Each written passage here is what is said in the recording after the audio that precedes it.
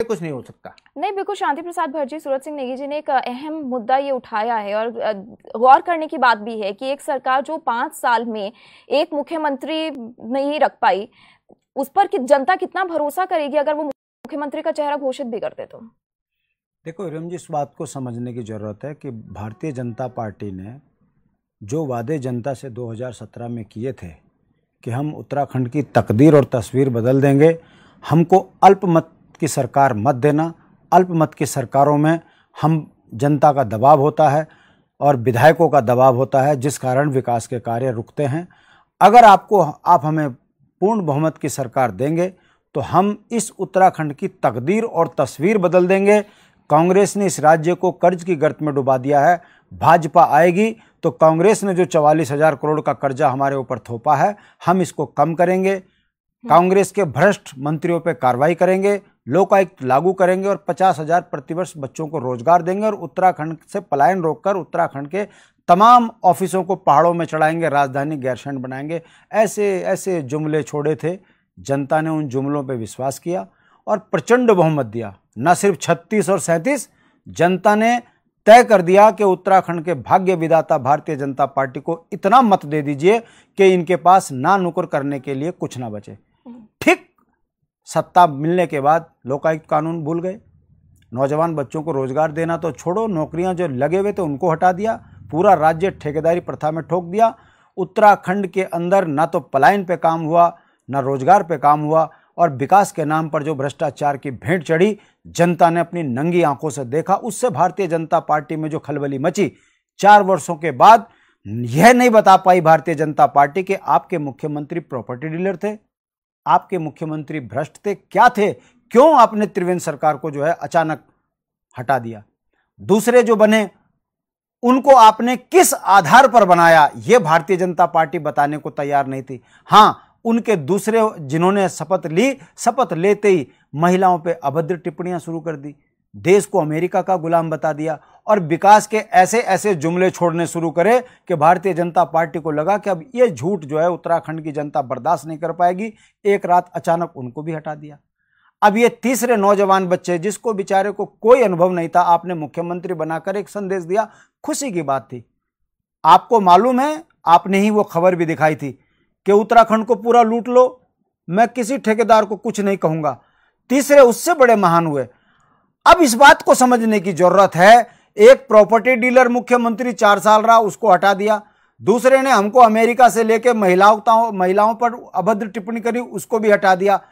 Bharatiya Janata party का जो भ्रष्ट राजनीतिक चरित्र है, जैसे ही तीसरे के मुंह से निकला कि मैं पूरा उत्तराखंड बिकवा दूंगा, मैं किसी को कुछ नहीं कहता, उसके बाद प्रभारी का प्यार देखिए।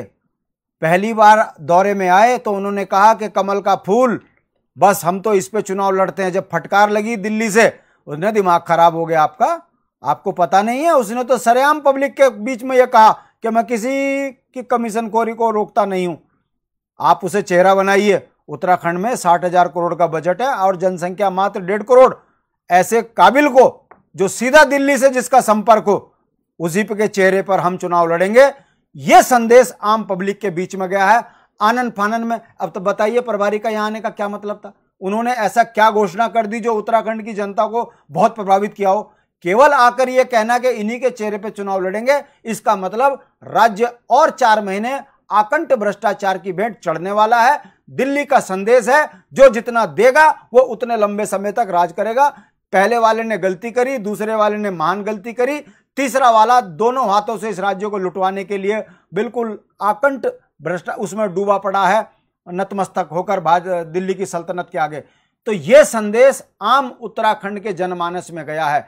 हां, हमको खुशी होती कि जाते जाते ये कह देते कि हम लोकायुक्त कानून लागू करवाएंगे। इस युवा मुख्यमंत्री से हम ये अपेक्षा करते हैं कि ये लोकायुक्त लागू करें।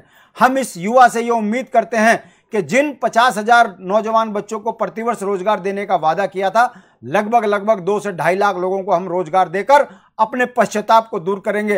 राजधानी गैरसैंण बनाएंगे और पहाड़ से जो पलायन हुआ है, ब्लॉक स्तर पर विकास की सारी योजनाएं इन 4 महीनों में पहुंचाएंगे। तो हमें लगता है प्रभारी इस राज्य के साथ न्याय संगत बात कर रहे हैं।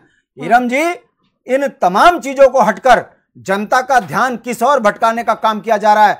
अरे भाई, आपकी सरकार होगी, आप किसे मुख्यमंत्री बनाएंगे इसे छोड़िए। आप ये बताइए कि विगत 4.5 वर्षों में आपने किया क्या है। उत्तराखंड को अवसाद के श्रेणी में खड़ा कर दिया है और उत्तराखंड राज्य एक ऐसा राज्य बन गया है जो देवभूमि से आज भ्रष्टाचार की भूमि बन गई है।